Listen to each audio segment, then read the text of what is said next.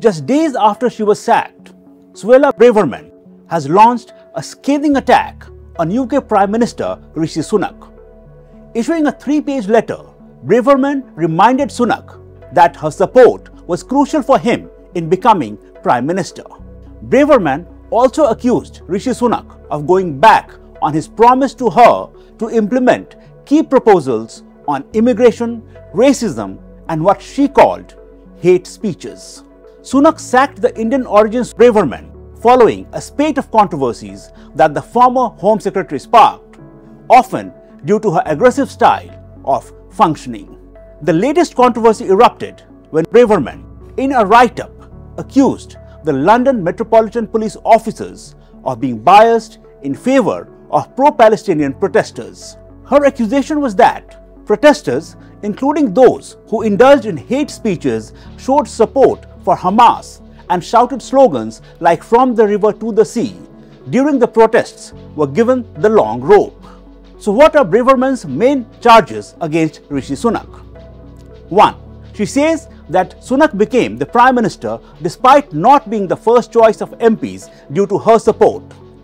Second, she says that in lieu of her support to Sunak, she had sought some promises on the policy front and Sunak has walked back on those promises.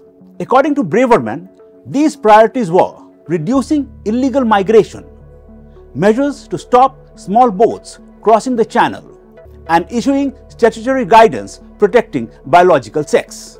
In the strongly worded letter, Braverman tells Sunak, "You have manifestly and repeatedly failed to deliver on every single one of these key policies."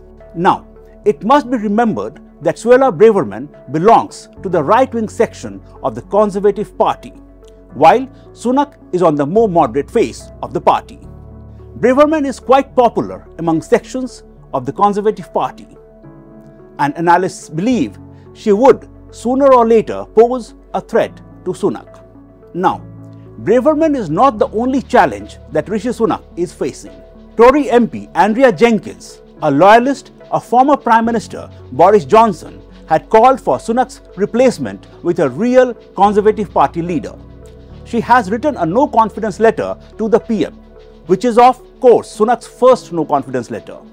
If 15% of the Conservative Party MPs write such a letter, a vote of confidence process is initiated. In the letter, Andrea Jenkyns has blamed Sunak for Boris Johnson's resignation and has also hit out at him for sacking Braverman, saying she was the only minister with balls to speak the truth. However, Rishi Sunak also has something to cheer about. Data released today showed that inflation has dropped to 4.6%. This is a massive relief for Sunak, as it shows that he is on target to meet his promise of reducing inflation by half. Inflation at the start of the year was over 10%, and so anything below 5 means that Rishi Sunak has kept at least his one promise. And it's not just the Conservative Party that is struggling with inner party wrangling.